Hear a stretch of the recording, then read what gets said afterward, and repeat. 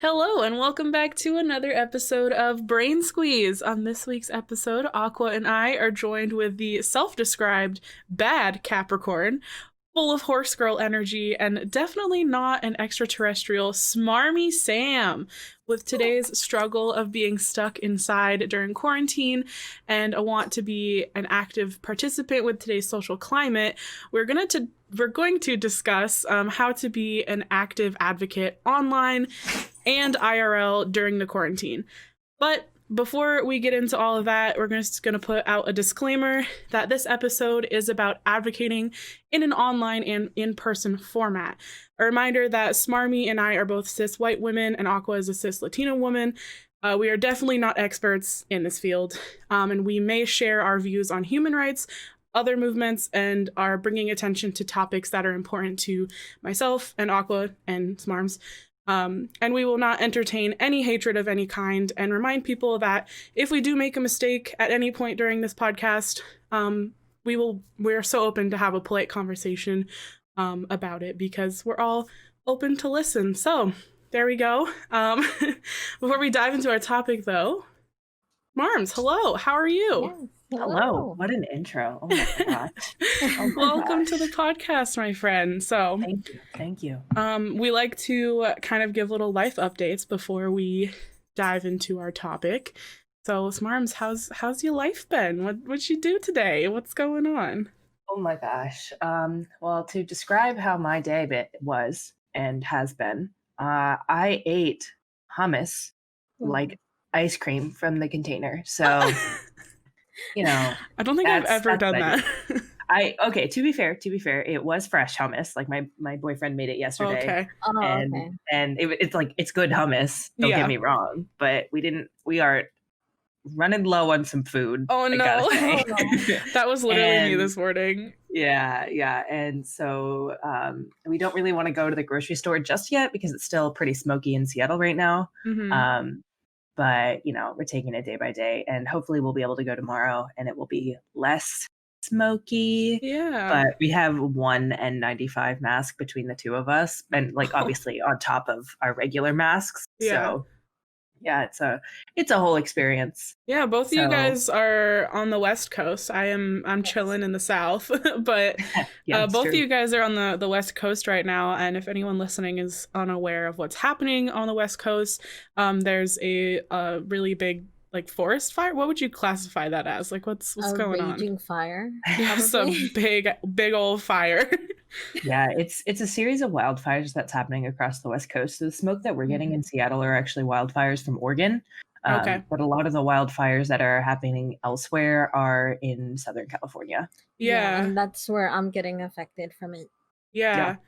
I know that there was that one recently that was started by the gender reveal of a baby. I feel like that was wild. That was a moment. Yeah. My whole thing is can you imagine being that child 10 years from now when they're remember when your parents did a gender reveal party for you and it burnt up the entire West Coast?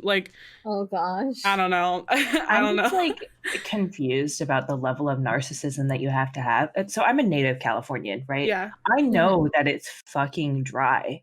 Yeah. During wildfire season, during the summertime. California is called the Golden State, not only because there was a gold rush in 18 fucking whatever, but also because the entire state turns this gold brown color during the entirety of summer and fall.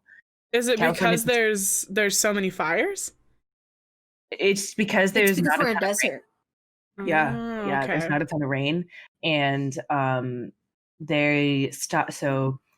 in Native American and Indigenous people culture, they would do controlled fires to have to get rid of all of the extra and dry. I don't want to call it waste, but it's old dry environmental just things. Stuff. Yeah. It's basically if you have a buildup of a bunch of dry leaves, decaying weeds. If that builds up too much, this is how you get these huge forest fires. Yeah, that'll randomly start. Yeah, and so the controlled fires don't happen, population is increasing, so you're seeing way more fires happening. Like, I think the amount of wildfires that are happening in California has increased like tenfold since I was a kid. Damn. Yeah, it's nuts. Like, I left California when I was 18 to go to college. Yeah. And I went to college across the country. And after college, I now live in Washington. So, like, Still on the West Coast. Yeah. still on the West Coast and still am impacted by wildfires. But, like, Yeah. I grew up in the Bay Area and was not experiencing this level.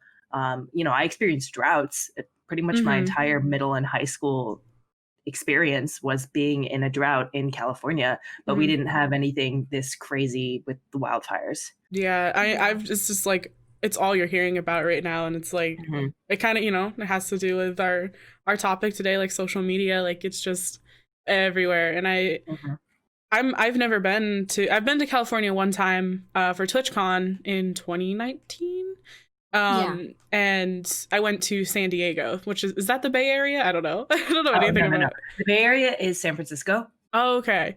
Yeah, okay. And that's what is that, like a 9-hour drive from San Diego? I think so. I know it's like 7 hours from LA, and then LA to San Diego is 2, or unless I'm wrong.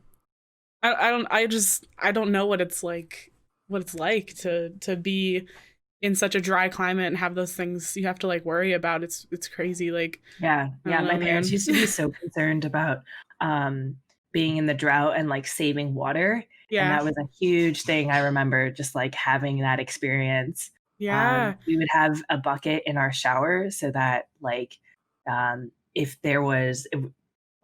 you're like, once you were done with your shower and it was like dripping, or when you were starting your shower and you were waiting for the hot water to go, you would put the water in the bucket. Wow. So that they're like a little bit crazy to this extent. Like, you put the water in the bucket, and then like if the toilet water was ever low, you would use that water. Yeah. That's resourceful. I like that. And that's like cool. What I do is when we wash our clothes, when it's about to go into a rinse cycle, we take the hose out and we plug it into another hose that goes outside, and we water our grass with that.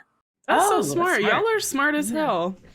Wow. Yeah, but Californians know that water and that droughts and that wildfires are huge issues. So seeing that this whole gender reveal party was a thing, that's just like, wild. You don't bring pyrotechnics and flammable material to I don't remember if it was a state park or just like a normal park. In the middle of nature, regardless. Yeah, in the fucking woods at the park, where it is dry as shit, because California is dry as shit. Yeah. I feel like anyone would just know not to do that in any state. But anyway, California, that's what's happening right now. I don't know. Aqua, do you have any life updates? Any life updates? I still do not have a dryer. So if anybody has a dryer, I need one. I can't mail you a dryer. Sorry, Aqua. Send your dryer's stat to Aqua. And I need a washer too. Okay. I will, we'll look on Craigslist or something. Since the last, I don't even remember. It's one of those weeks where it feels like the whole week has just been like 5 months. I don't know if you guys feel that too, but like this whole week has been ridiculously long. I have like an extra long weekend because my ear was like messed up. And I guess I think it's like a buildup of wax is what they were telling me. So I think I gotta go get my ears cleaned, which honestly I'm excited because I think that's gonna feel really good. I don't know, man, but that's really my most exciting thing. I'm still on the drawing grind. I'm still doing my art and stuff. But yeah, it's pretty much it. We can just go ahead and, you guys ready to dive into some thick questions? Yes, but before that, we have a little message from our sponsor. So this episode of Brain Squeeze is brought to you by our sponsors, The Real Pagu and Aqua Mocha. For all your video and audio editing needs, DM The Real Pagu. She can help you spice up a fancy new channel trailer just for your Twitch channel. Also, if you're looking for any emotes, sub badges, bit badges, or channel art, DM Aqua Mocha. She will take care of all your art needs. Yay! All right. Yay! We're gonna Yes, our beautiful sponsors. I can't wait for can you imagine the day when we actually get a sponsor and we have to write something for that's gonna be wild. It'll be excellent. It'll be amazing. I'm so excited. Yes, we're practicing. So like stated, this week's episode is gonna be talking about how you can advocate and be an advocate for things that you believe in during quarantine, during this strange time in our lives, both online and in real life. And Smarms has come to us with some really neat research and resources and things that you guys can use if you would like to implement this into your content or just your daily life and stuff. So before we get into that though, Smarms, why don't you tell us about you? Who are you? What do you do? Where do we find you? How'd you find Twitch? Give us all the tea. Oh wow. All the tea. All the tea. There's not a whole lot going on here. So hello, my name is Sam. I'm in Seattle. I just moved here last year. And I started streaming this year during quarantine, as many have. And I also got on Twitch for the first time during quarantine. So I've always been a gamer. Excuse me. Always been a gamer, but I've never just been on streaming platforms before. And I never even really watched YouTube gaming either. And then I got really into James Turner and Deligracy, who are Sims YouTubers, and I was oh, they're really cool. And I think I relate to them a lot because I think they're a little bit older than other streamers. I like Lil Simsy, but she and I are just on different life paths. It's the community as well. I feel like the community of them is at least a little bit older, Yeah, definitely. And when I found out that they were streaming, I was like, oh, cool. I'll migrate over. Oh, and Plumbella too. Yes, Plumbella so much. She's so good. Oh my God. And Plumbella was the one who brought me to Twitch. And I started watching Plumbella and I was like, oh, cool. This is a whole thing. And then I kind of got into how Twitch works. And I work as a software engineer during my daytime job. So this was all during my daytime job. And because I was working at home, I was feeling really stressed out because this was right when quarantine was going on. And I was like, what am I supposed to do with my life? I hate being at home all the time. And so I found some kind of solace in these Twitch communities. Ultimately, so cool. I found my way down the Twitch vine to Pagu and Aqua, and here we are. Here we are. That's so cool. I feel like a lot of people can resonate with that right now because I've noticed an influx in, or at least towards the beginning of quarantine, a huge influx in the amount of people who are turning to Twitch to kind of get that social, those social needs, right? To kind of join a community and become friends with people and interact with other humans because it was hard. So that's really cool. Yeah. And it was nice because for the most part, I don't have a ton of in-person friends here in Seattle. All the people I work with are a lot older than I am. And I think the age difference between myself and some of my teammates are between 10, 15, 20 years. And so it's hard to find a little bit of common ground. Although one of my coworkers plays Pokemon Go and he's hell yeah, probably in his early 50s. So that's excellent. But that's so cute. Nice. So it's hard because a lot of them are parents. A lot of them are pretty well invested in the careers. A lot of them have been in my company for a really long time. Yeah. So it's kind of hard to relate to them. And so it's been kind of hard for me to also be in a city. If you don't know this, Seattle is known for it being notoriously cold. There's a cultural conception called the Seattle freeze. And it's where it's just Seattle isn't necessarily, everyone in Seattle isn't necessarily unwelcome, but people aren't just overtly friendly to each other. It's kind of like how you go to a big city like New York or something and people just don't. They just don't. To the extent of New York, I think it in my opinion, I think the East Coast, and this is coming from, I lived there during college. Yeah, I'm from there. So. Yeah, so you get it. But I feel the East Coast is kind of hoity-toity, absolutely, very up in their own faces and in their own egos. Whereas I feel the West Coast as a whole is super laid back. And I didn't realize that this was kind of a cultural phenomenon until I went to college, and I felt like everyone was just like, so, and I'm over here like, y'all, I just want to chill. Yeah, yeah. It definitely is kind of that like character trope of like the like West Coast surfer guy versus like the high fashion, fashion student or like art student from New York or something. Like absolutely. Exactly. Yeah. That's really cool. And we still love you, West Coasters. It's true. So did you said you came to Twitch during like quarantine and you stream as well. So did you like kind of pick that up around that same time? Yeah, so I think it was I started watching streams in April of this year. Yeah. And I started streaming towards the end of May. So it was about, I would say beginning of April to end of May, about a 2-month turnaround. Okay. But yeah, so I just kind of hopped straight into it. Yeah, you're like, I want to do this. Yeah, I was like, I don't really know anything, and I'm playing video games anyway, so like, why don't I just like show it to other people? Right, yeah. Exactly. I was like, oh, I have a camera. I didn't have a microphone at the time, but one of my friends was like, one of my like in-person friends was like, oh, you could just borrow mine. Oh, like, that's cool. Cool. So I borrowed it for like 3 months, and she's like, can I have it back? Oh no! Like, oh yeah, I guess I'll buy a mic now. Oh my gosh! Yeah, so it was just kind of like you just wanted to do it, or like what kind of got you into streaming? So, for the most part, it was being able to create a place where people could talk openly, and also like to somewhat create a educational forum where people could learn about stuff, right? Yeah. And I'll go off about on my streams. I'll go off about different stuff. Right now, my new fad is sharks.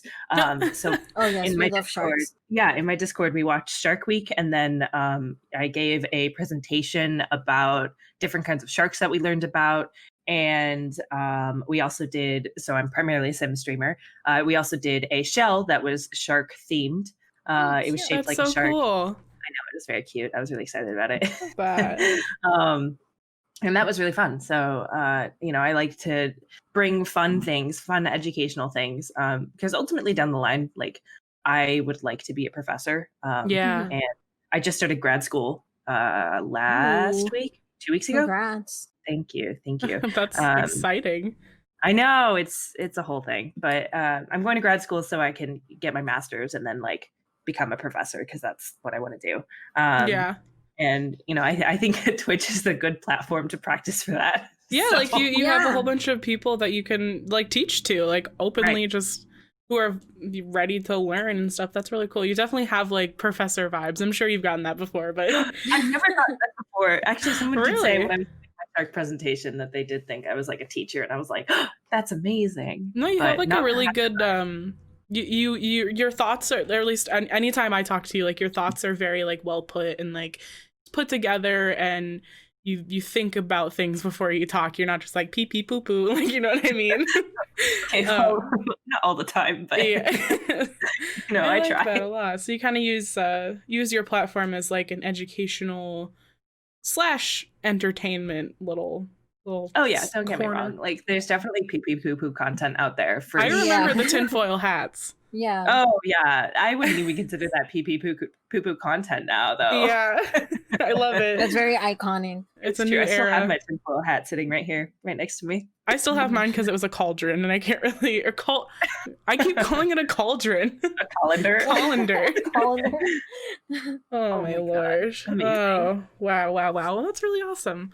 Now that everyone knows you and everyone knows who Smarms is, first of all, go follow Smarms on Twitch, twitch.tv/smarmy_Sam, right? Yes. Aqua, you want to hit us with our first question? Yes. With your love of activism and of also teaching, I wanted to ask, like, when did you learn about it? Like about activism, because I know for personal experience, like I learned about activism for Coney 2012. Like that was my first taste of like what it is. I forgot about what's going on. Yeah, and I know before that, like going back in like school books, like Save the Trees, and of course other sort of stuff like that. But yeah, love to hear your guys' input. Wow. Yeah, so when I was in high school, I did not know what I was going to do in my future life as an adult. I was doing all the things. I was a theater kid, but I didn't do like actual drama stuff. I was the technician. I did all the Yeah. lighting setups. I was the sound person.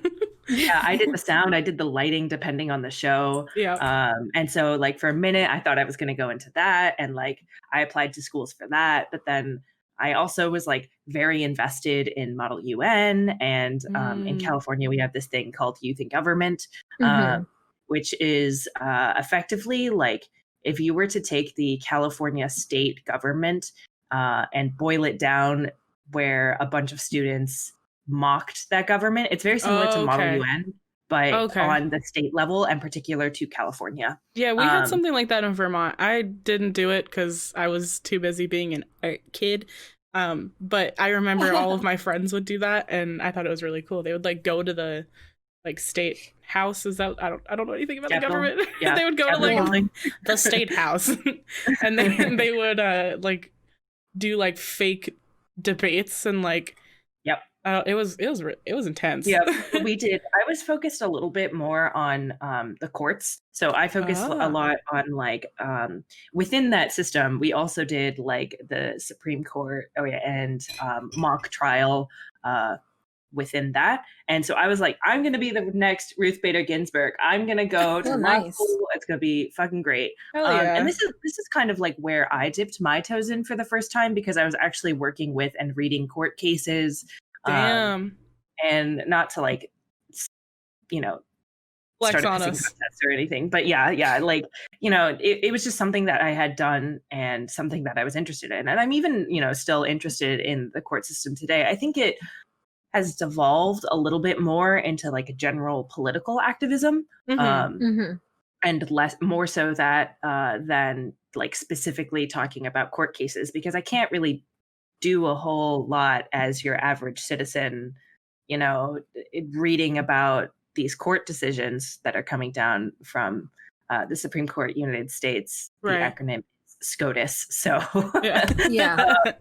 That sounds a little uncomfortably close to scrotum, and I don't like it. Definitely, but it's fun to say. So, you know, you can't really like do a whole lot in terms of, you know, responding to SCOTUS decisions as an average human. So like it's important to be knowledgeable about them, because, you know, ultimately Supreme Court cases do have a lot of impact on us. But I thought I was going to be the next Supreme Court justice, and we were talking about, this is when like Hobby Lobby cases were really important, where like the companies could be decided that, or it was decided that companies had the same rights as citizens.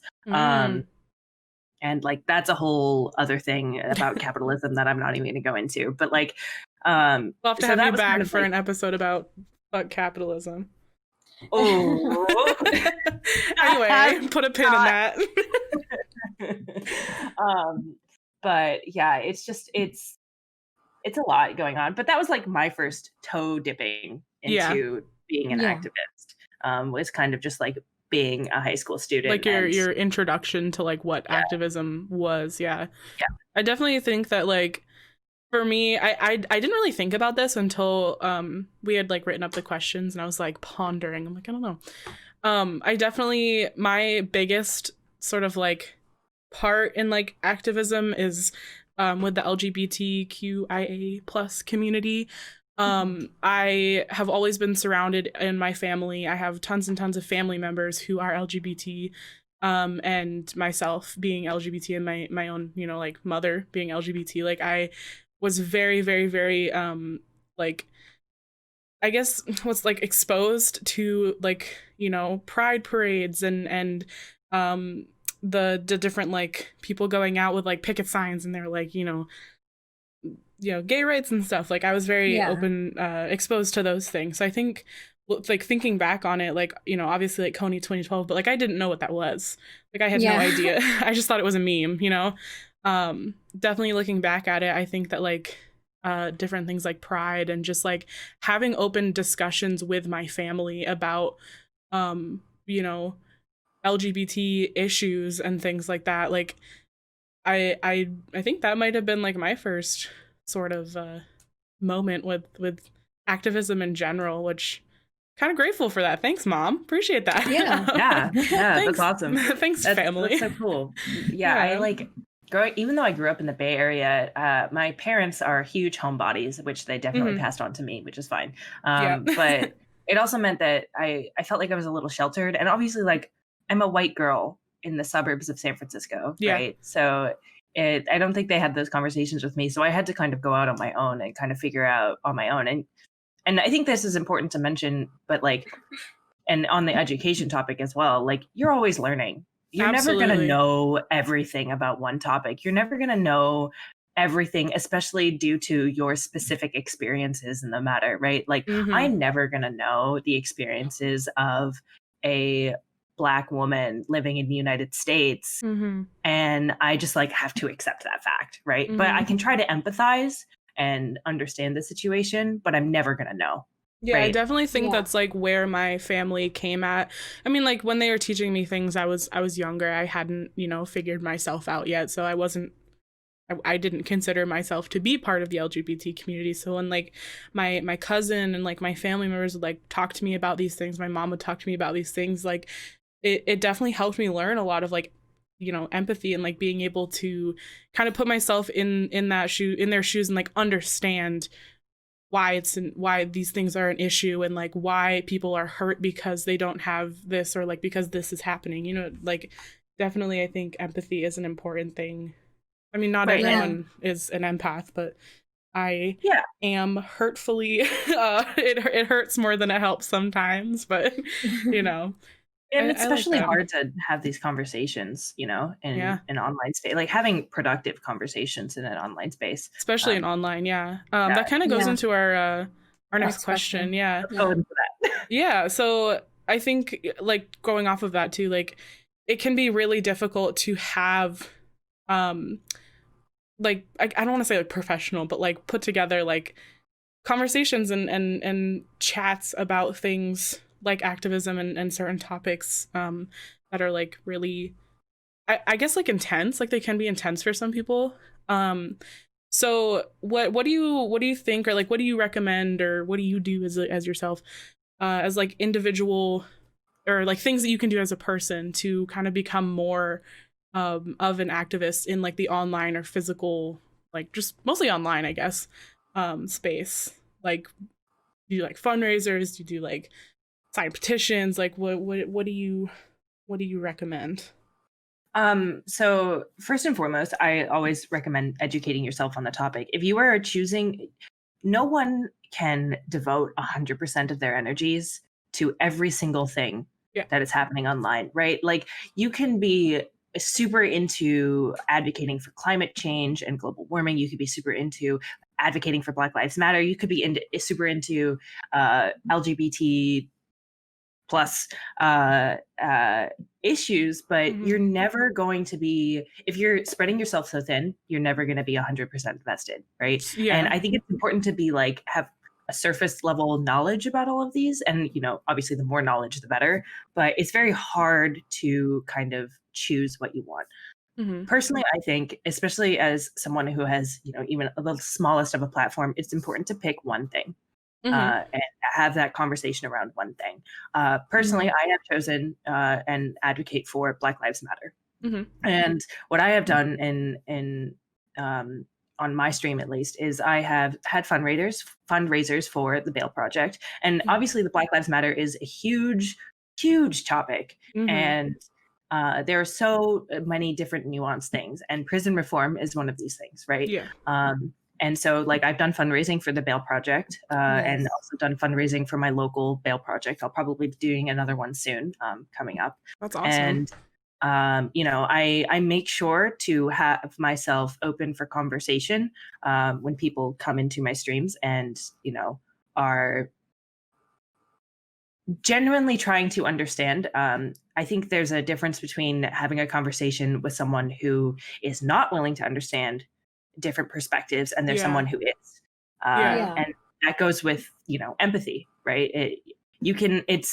It's hard to tell, but I think if someone is willing to be empathetic towards a situation or towards a movement, they're going to showcase that. If there's someone who's being a troll, like, ban them, right? You Yeah, don't need that guy. I think that like what you're saying, I personally like I have a hard time like listening to people when they have opposing opinions about something that I'm really passionate about when it comes to like activism, when it comes to like Black Lives Matter, when it comes to LGBT plus rights. Like I have a really hard time having a conversation, you know, that's not like a fuck you, you're stupid for thinking that people don't deserve rights kind of thing. Like how do you like go about having those, like opening up those conversations? Yeah, I think that's definitely something that's hard and something that comes with practice. Mm-hmm. I Yeah. think conversations, especially, you know, with different people, are going to be hard, Yeah. right? Regardless. Yeah. I think that especially, and it's something to be treated carefully, right? Because ultimately you are dealing with emotions, and no human is Absolutely. going to be able to completely devolve their emotions from a situation. Right. So, you know, I think it's Yeah. important to firstly breathe, like take a breath. Yes. Yeah. And you know, like one, it's awesome that you're passionate about these issues. Like Mhm. that's awesome. It's awesome that you're passionate about something. I like this goes for everyone. This isn't just like a you at Pagu, but you at everyone. But you know, I think it's important that if you want to help your movement, you can't just go in there blindly with, you know, the proverbial guns blazing with your emotions out here and swinging it around like a sword, right? Mhm. You need to come to the table with an open mind. Because if your mind is also closed, you are no better than the person who is not empathizing with, you know, trying to understand what you are doing, right? Right. Um, It's like fighting fire with fire kind of thing. Like, exactly. yeah. And if you come to the table with an open mind, and some people are going to say some shit and it's going to fucking suck. And what you're Absolutely. going to have to do is you're going to have to tell them that's shitty, right? And, you know, there's more eloquent ways to do that. But, you know, I literally, oh, wait, for an example, I had someone come into my stream the other day and they're like, I don't believe in Black Lives Matter. And I'm like, okay. Right. Like immediately you're like fight or flight, ban, get out of here, Yeah. don't talk to Yeah. me. And Right. it took me a moment. I was like, can I ask why? Right. Like, I think if you understand the person you're talking to a little bit and Mhm. you understand where they're coming from, then it you got to treat them like a human being. You can't just treat Mhm. them as a name on the internet space. You can't just treat them as if they're a block that you're talking to, because they're a person with emotions. Right. Yeah. And that goes into our like sort of the next question, that like how do you have a productive conversation like on an online space, especially on Twitch, when all you can associate that person with is just a name It's or just a block of text. yeah, like a And Yeah. especially like on username. other platforms like Twitter and YouTube and you know, like Tumblr too. Do people still use that? I have no idea. I don't know. I feel like I'm still seeing Tumblr posts on like Reddit, and they're posts that I have never seen before. So That's I don't know. strange. But Reddit too. Reddit's kind of like a free for all. Like Really just like any sort of like forum or like open yeah. discussion. Yeah. Like Yeah. I think like having these productive conversations is coming to the table and Yeah. being open, and you know, like you can't be an emotional force, right? And that's, you know, awesome if you are and you're passionate about a subject, but it's not going to lead to a productive conversation. Yeah. And you have to be willing to empathize with the person on a human level, even if you don't agree with their views, because their views are coming from somewhere, and you're going to have to figure out whether or not, like, if that's something you can ultimately deal with, you know? Okay. And sometimes it's just a fundamental difference. I could not have a productive conversation with someone who is from the Bible Belt, is extremely evangelist Christian, who is super, super anti-abortion, who, you know, these are all like the same category of person, right? Right. I couldn't have a productive conversation with them because we are not even remotely on the same level. Okay. Yeah. But I think it's important that if you are trying to empathize with someone and you're trying to have a productive conversation, like, sure, I could probably figure out with, you know, a Christian person or a person from the Bible. Like I'm sure I could find some common ground, but I think it's very hard to have a conversation with someone who is so rooted in their views, just like I'm rooted in my own views. Right. But coming to the table with an open mind and trying to figure out what's our common ground, what can we go, how can we achieve something, because and have productivity in this space together, right? Do you think it has to do with kind of like when you're taking that that like stance of being the person who is opening up that conversation, when you have someone who comes to you, for example, the person in your Twitch stream saying, I don't believe in Black Lives Matter, do you think it has something to do with like being the bigger person in that situation and like letting them explain themselves instead of just like stepping all over them? Definitely. Yeah. I think it's important. Like, people want to be heard. Yeah. And you can't just come out here and shut them down immediately and just say, no, you're wrong. Like, that's incorrect. Yeah. Right. And ultimately it ended up boiling down to being a very productive conversation, I think. That's because good. I was like, can you explain to me why you feel that way? And they're like, well, like, I don't believe in looters. And I was like, well, Boston Tea Party is how Americans became to be. So like, I don't know. But obviously I didn't say that. Like, Right. So yeah, jokingly, but like, go ahead. I was just gonna say, like, whenever you brought this up, like, it just reminded me, like, back a couple months ago, like, the Black Lives Matter movement has been a thing for a while, has been a thing for a long time. But we really saw like I don't know if the like resurgence is the right word, but like I think it's more like a cultural like an influx, shift. like Yep. something. It came to social media and came like to light very hardcore a few months ago, and back a lot of people were talking about it and stuff, and still are. I remember whenever that kind of became like a hot topic of discussion everywhere. Aqua, you brought up that the exact same thing this Marms is saying of like, take the time when you come across somebody who is like hateful and is just like, I don't believe in it, it's whatever.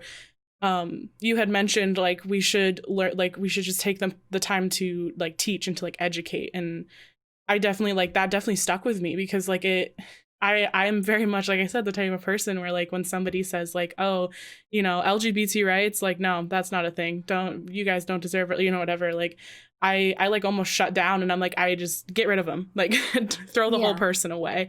So I think that's definitely like, it stuck with me when Aqua said it. And for anyone like listening, I'm hoping maybe that it'll stick with you, because I definitely think that like taking the time to listen and taking the time to educate, like, sure, it's not your job to educate people, like if you have that mindset, like it okay, I get that, but if you're like actively like standing up and advocating for something that you really really really really believe in, and that is what you are like doing on your platform or doing in your life, like I feel like in order to do that properly and in order to do that in like a solid way, like being able to have conversations where you ultimately like teach somebody something is definitely going to be productive and it's going to be helpful. So I just wanted to like highlight that. yeah, for sure. And like, learning is a two-way street, right?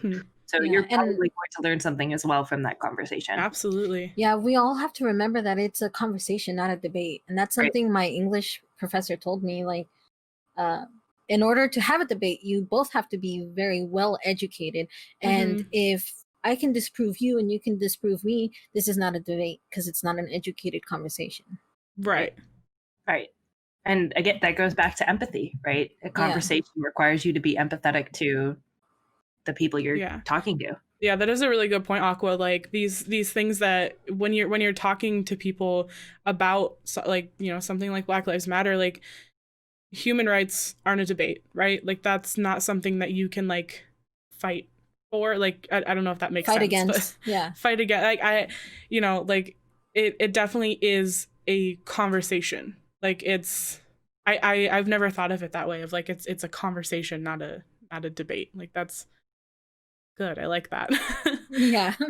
So kind of moving into our next question, we've talked about all these different like movements, all these different things that are going on. Are there either of you like are there any sort of like movements that you guys would like to bring to like the attention of anyone who's listening right now? I do have one movement, and it's like, of course, the SPCA, which is the Society for the Prevention of Cruelty to Animals. Mm-hmm. And I was thinking about many different things because I am a Latina woman, and it's like, right now, I want to bring the light towards this because I know a lot of people have pets, and it's really difficult at this time, especially since I'm very low income. And your animals are just like your family. And I know that they have hashtag paw pantry for Sacramento, I believe. In Los Angeles, it's just the ASPCA. And you just call up and you tell them like, hey, I don't have money and I have dogs or cats or animals, and I need food, especially during the pandemic when we're worried about our bills. And they can help drop off, or you can drive up and get free pet food. Yeah, I remember you talking about that in my Discord when the pandemic, like when the lockdown like really hit. I remember you like, hey guys, this is a thing. I like that. Smarms, do you have anything? Yes, and this kind of all falls under the Black Lives Matter umbrella. But firstly, I don't know if Black Lives Matter is. We need to have a talk. Firstly, but it's about achieving equity for people, and specifically achieving equity for Black people in the United States and throughout the world. And I say equity instead of equality because equity means it's proportional to the person. It's equality proportional to the person. We can't give.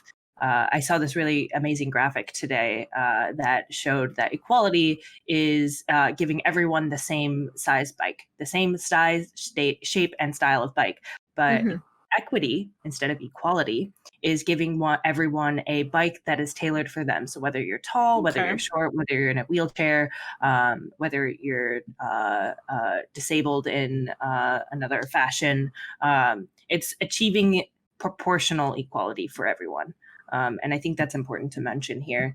Some of you may know that Justice for Breonna is happening, and her officers still have not been arrested and convicted for that situation. That was an instance of police brutality, and also defunding the police as a whole, and creating a better social safety net for everyone. And prison reform. Yes. And prison reform. All the things.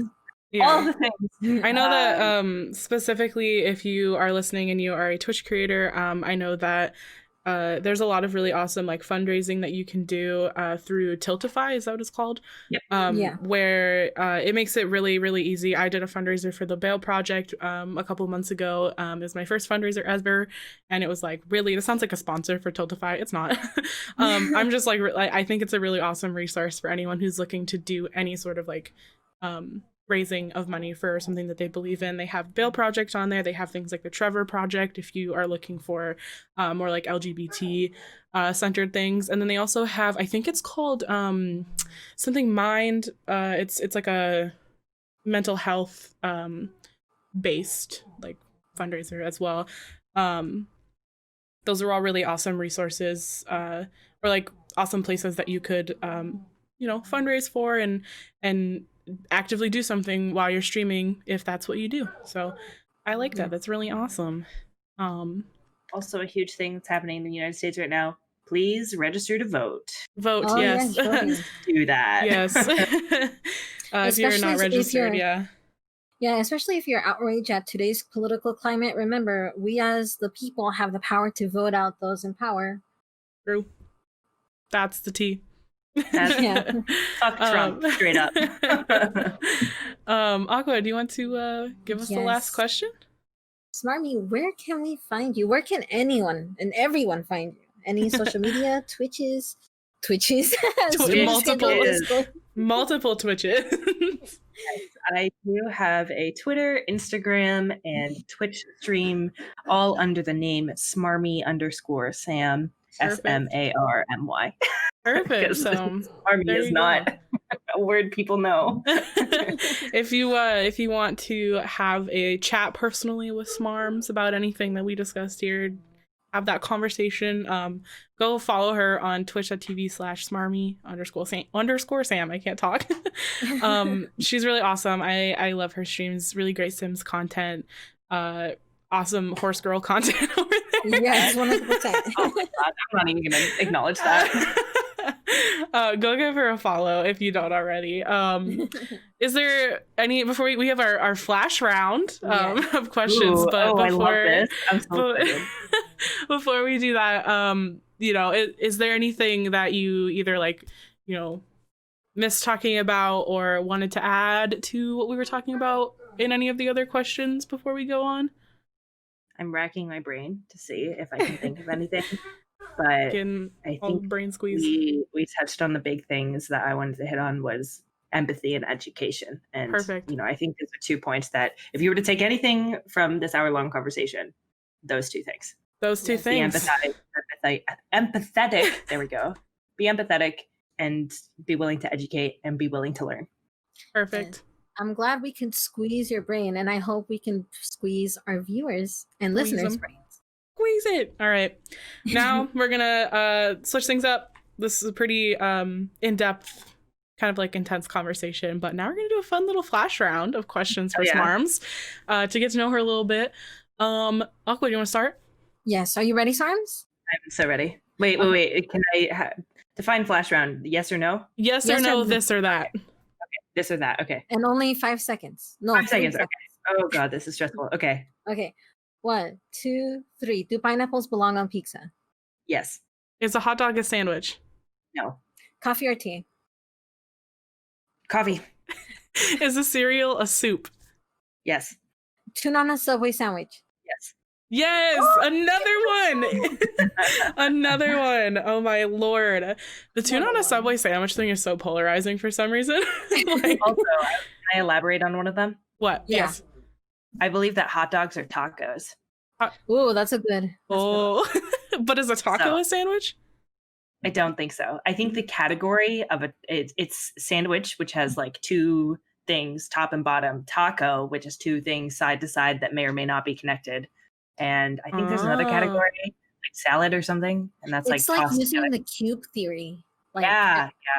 Well, I know that I looked up on the National Hot Dog Society. That is a thing. Oh, dang. And they said that a hot dog is classified as a sandwich. So anyone in the past who has answered no to number 2, you guys are wrong. The National Hot Dog Society of America classifies a hot dog as being a sandwich. So, but that's biased. We haven't looked up the sandwich. It says National Society of Sandwiches. This is National Sandwich Society. Oh my Lord! All right. Can I do some recommended readings? Oh yeah, of course. I totally forgot about this, and I wanted to bring it up. As a white person, I think it's important to be especially educated. But if you're interested in any of these topics that I mentioned, I would highly recommend reading "So You Want to Talk About Race" by Ijoma Ulo, and "Why I No Longer Talk to White People About Race" by Renee Edo Lodge. I had to look at the book. You're good. Yeah. Hell yeah. I would highly recommend reading those things and also following them on Twitter. So yeah, go ahead and pick those up if you are a reader. If you read words. If you like reading words. Aqua, do you want to go ahead and close it out for us? Yes, thanks again to our gorgeous and wonderful and sexy sponsors at The Real Pagu and at Aqua Mocha for providing us with so much artwork and content to juice up our lives forever. For all your video and audio editing needs, DM at The Real Pagu. She can help you spice up a fancy new trailer for your Twitch channel. Also, if you're looking for any emotes, sub badges, bit badges, or channel art, DM Aqua Mocha. She will take care of all your art needs. Yes. Thank you, Smarmy, for joining us. And also, thank you. Yeah, thank you. A round of applause for Smarmy. Woo! Applause for our excellent hosts out here. Woo! And thank you, everyone, for joining us today on this conversation. I hope that this conversation was just as exciting for you as it was for all of us. If you haven't already, please make sure to follow us on Twitter if you would like to continue the discussion we had here today at BrainsqueedPod, and to find us on YouTube at BrainSqueeze. And please remember, your feelings are important and valid. If you ever need you know where to find us. We appreciate you taking the time out of your day to join this conversation. Go take care of yourself. Yay! And go follow Smarms! Woo!